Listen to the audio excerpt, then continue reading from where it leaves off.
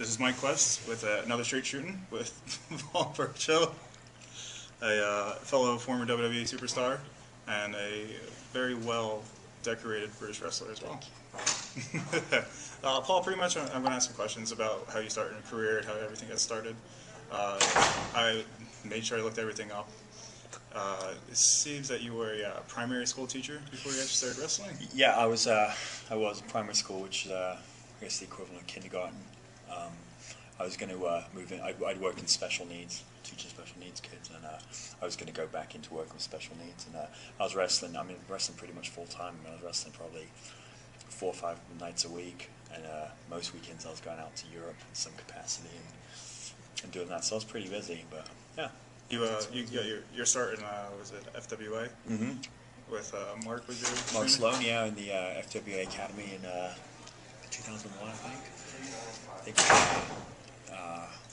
Yeah, 2001, and then yeah, trained there, and I stayed training there. You know, once I started working, I still was involved with the training academy. It was a good setup there. They've produced quite a lot of people out of that school. They also produced your co-sister. Yeah, she'd been going about a year or so when I first kind of came on board there, and I got to know her and stuff. And yeah, that was I remember training with her back then in our little, well, not little, a gym in Portsmouth, England.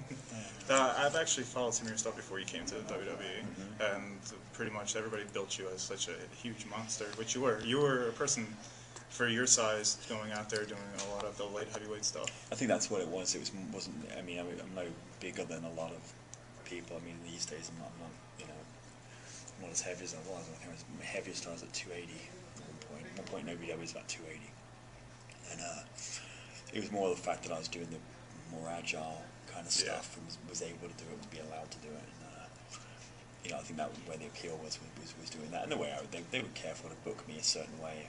You know, people could see me in like that FWA doing all that, you know, more monster type stuff. Because that's how it was put together and booked and structured. But the rest of the time in England, I was just wrestling and learning my trade. Learning just the trade. It's kind of where which is, I have to say, watching British videos and trying to learn stuff as well as a wrestler from videos, it's just the technique and on how everything is done. It's just so precise. And it is, yeah. But I mean, I said earlier before to someone that the key is really it's learning to mesh that style with the style here and just the general style. I mean the US style, because it's not like that. But to me, honestly, there's not really a place for that British style or that real grappling, meticulous. whatever. Yeah, you know, Doug Williams now is meshing it perfectly. You know, Nigel's been doing it for years. You know, but you know, I felt I kind of went into more of a brawling kind of style, and you know, that's kind of more the. Because you know, you look at a lot of that British. Yeah, there's the technical stuff, but also a lot of it was super aggressive. It really is. People like Rocco work and stuff. I mean, they used to just go and go and go. You know. One of my favorite shows that I have to say of seeing a style like that was I believe it was the cup that they just started there, the Kings of Wrestling or whatever it was. What, back in England? Yes, back in in England. England. I didn't see that. No, it was actually rather good. They have different people all around the world, but you actually got to see that. Yeah, it's not you know, and the key is wrestling, meshing that style. You know, the last great British wrestlers are gone basically. Yes. You know, Doug Williams was the last export. You know, Doug Williams. I can't remember his first name, but his last name Saint. Johnny Saint. Johnny Saint. Yeah, I mean, myself, I know Doug. A lot of that stuff he's managed to mesh in and do it. It works great because he's also got his style that he has. But I was never a big fan of that pretty style. No, I was a Rocco fan. You know, look like you're crazy out there. That's where you got the Ripper character. Pretty much, yeah. No, pretty much. So going from leaving the UK and England, all of that area, you came to OVW. Yeah. How did that come about? I just how did it come? Oh yeah, I was wrestling a bit. I was kind of going to get going in Japan probably. I got a phone call from Drew McDonald, who's a older British wrestler out there. He said, you know, do you want to come in and try out or have a look at you? You know, up until then, no one had been signed ever since Regal. You know, 12 years, 10 years, however long it had been before. So I went in and just kind of worked out for them. They liked what they saw, and then I was about to sit down and cater and stuff my face. I said cheesecake or something, so I went to take another look. I went out out and wrestle again. And I mean, they basically said, you know, we're interested. What's your schedule like? I was like, you know, I'm in Japan next week. Okay, and they said, you know, when you get back, send us a tape and send us this, and we'd like to talk to you. And then I did all that, put that all together, and I got a call from Tommy Dreamer. Tommy Dreamer? Yeah, and basically said, in his way that he does, said, well, do you want a job? I was like, yeah. So yeah, of course I want put a it all job. together, and you know, to get all the visas sorted, and then came out, moved out to the States in March of 2005. Yeah, is that much of a problem getting the work visa? Because it's. I think back in the day it was very easy, but it's hard. I mean, mine came through. It came through pretty quickly. Very quickly, because I've heard like some people have problems. People have problems, but if you don't break the law, you'll probably be okay. You know. That's good. People pass, but no, it's fine, and you know. Working from OVW and then just getting brought right back up to SmackDown, like doing little stints on Velocity, doing run-ins, and then teaming with William Regal. How was it working with William Regal himself? I mean, obviously great. I mean, he's great. You know, he's a funny guy, real funny guy as well. Oh, nice. He helped me out a lot. He was giving me advice and stuff. You know, a lot of time with Steve is he's kind of let me let me kind of go a certain way and make mistakes and stuff, but then would give you the right kind of guidance. But you can't literally take someone by the hand.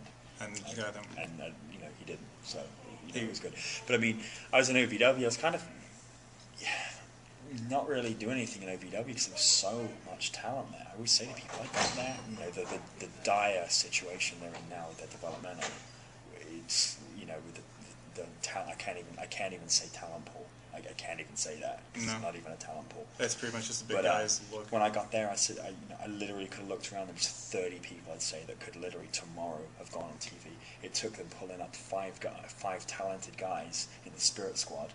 They had that much strength and depth to be able to do stuff like, you know, the best girl in OVW was far better than the best guy in probably Florida right now, with the exception of people like Idol Stevens or Johnny Curtis, people like that I don't really count, that are kind of just waiting to get up. But in general, you know, the girls they had in OVW could have blown the guys that are there now out of the water.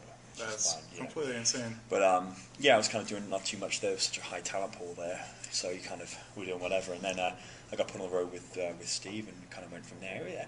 They could have planned it a little better. It was kind of a little rushed, a little like. It was pretty much. WWE works. Oh, two British guys. That's how it was always probably going to happen like that. But it just, to me, they could have just taken a couple more weeks and kind of. But built they up wanted to get us going. Yeah, and you know, you don't debut someone on Velocity.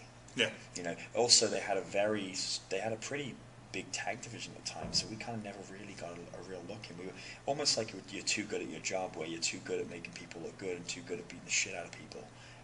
And you kind of we never really got that opportunity because M&M were kind of the main heel tag team. We kind of played second fiddle there, so we never really got that opportunity to really kind of go, because there wasn't like a strong babyface team that then took over the titles that we could chase, because M&M were there already. Yeah. So we kind of, was a bit of a timing factor. You know, we knew the boss liked us. We knew they liked us, loved our work, they loved everything we were doing and everything. And they wanted to break me out on my own eventually. And Steve was fine to do his thing, and that's kind of how we. That's how pretty much how he's been doing his career in WWE. Yeah. Now, when you broke off from Steve, you got brought down to OVW, and then you got brought back up doing the Pirate Gang. Yeah, I mean, I never got brought there. I didn't do anything on TV. I was there in the back. Okay. But they just didn't want, you know, you didn't. They had decided, okay, we're probably going to get him off as a babyface, rather than, you know, what I find though is that you give someone a gimmick like that, you need a little more time to get over before you turn them. But it worked. It worked great. The whole character was going great. No. It was almost too funny. I remember the boss telling me the first time we did a promo, he was cracking up, and he says, do be serious, then do comedy. I was kind of like, the character's based on Johnny Depp. You know, when he gave me the character, he'd said it was at Royal Rumble, I remember it, and I'd been told the week before, and that Saturday when I arrived for Rumble, I'd seen one of the main riders at the airport. He said, you know, we're going to go ahead with this. You know, get with the boss and see what he wants. I went up to him and said, you know, what do you have an idea for this character? Because when I first got hold of your pirate, I was like, what? What the heck? And I said, what do you got in mind? He goes, have you seen Pirates of the Caribbean? Because there's always these people saying, oh, he'd never seen the movie. It's like, it's his character. He did see the movie.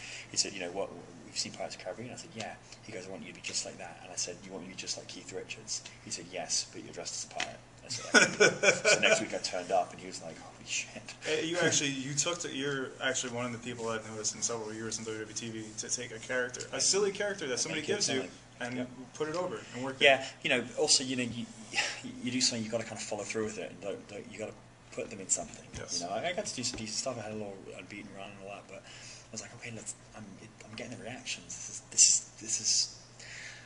You know, you know, someone came up with, you know, there was T-shirts that could have gone, and you're like, let's do it. Yeah, they had the time to capitalize on something. And they wanted, and then I found, you know, the boss wanted me to work basically as a heel, and the only thing that made me a babyface was that I was on with heels, so I had to change up the style I was working. If I did the character now, it would be good. It would be, and likewise if I did anything now, because knowing what I know and, you know, the experience and everything, but I think I could do that character. It wouldn't be so piratey. It would be a little more subtle. Yeah, we could have done it well, you know. But you know, what people don't know is that we did the vignettes, you know, for the weeks leading up to it, which went great. And the day I was going to debut in the ring, someone came and told me. He said, "Oh man, your entrance is fucking awesome." I'm like, "What?" I had no idea about the rope. Oh, I had no idea that you were swinging in. There's a rope. So I was like, cool. So I swung off it, burned my hands the first time because I slid down it. But I was fine. But made my way to the ring. And about 6 weeks before, I tweaked my knee slightly in a match in OVW with Kenny Dykstra. I just tweaked it. And I was wearing like a neoprene brace, but I hadn't got it locked in. I walked up the steps, stood on the top rope, and stepped off into the ring. This is right in front of the boss. And completely and utterly blew my knee out in rehearsal. Like literally, my knee, ACL, PCL, MCL, I just completely destroyed my knee right there. And he's like, "You okay?" I'm like, "I think I just blew my knee out." He's like, "Let's go get that checked out." So I ended up that night with cortisone injections, with it wrapped, everything, to debut a new character. And all I can think of is just get through this match without blowing your knee out. And you see, if you ever see it, when I come off the rope, I land on one leg and I hop, because I literally was a pirate with one leg. So I get through the match, and you know, it went smooth enough, but I mean, my knee, and then from then on, my knee was done. You know, and I was told, you know, you could go get your knee fixed, but I don't know there's going to be a spot for you. That's nice to hear, isn't it? It's pretty much like, I guess I'll, you know, keep going as I am then, if I can destroy my knee. So you got them taken off TV again, and you came back in with Katie. Yeah, I don't think Disney really particularly liked the characters, so they panicked. That's what happened.